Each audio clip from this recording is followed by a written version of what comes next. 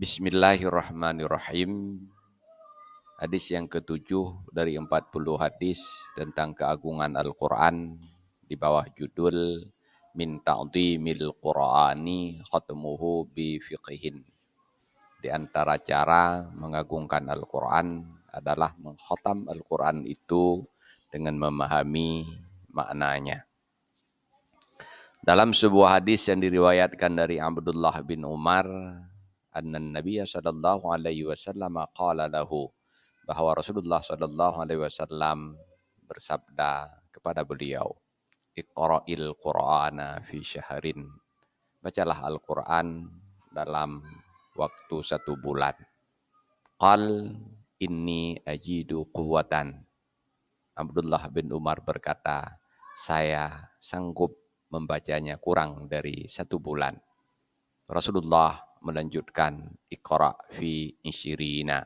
Kalau demikian, khatamlah Al-Quran itu dalam waktu 20 hari. Abdullah bin Umar mengatakan, saya sanggup mengkhatamnya kurang dari 20 hari.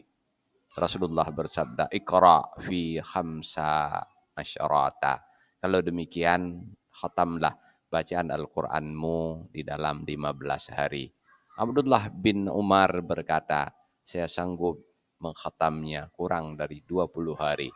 Rasulullah bersabda, Iqra' fi asyirin. Kalau demikian, bacalah sampai khatam Al-Quran itu dalam waktu 10 hari. Kembali Abdullah bin Umar mengatakan, saya sanggup mengkhatamnya kurang dari 10 hari.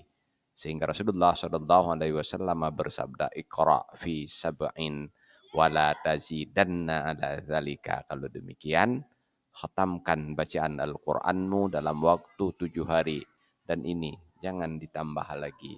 Jadi maksudnya, jangan engkau membaca khatam Al-Quranmu kurang dari 7 hari.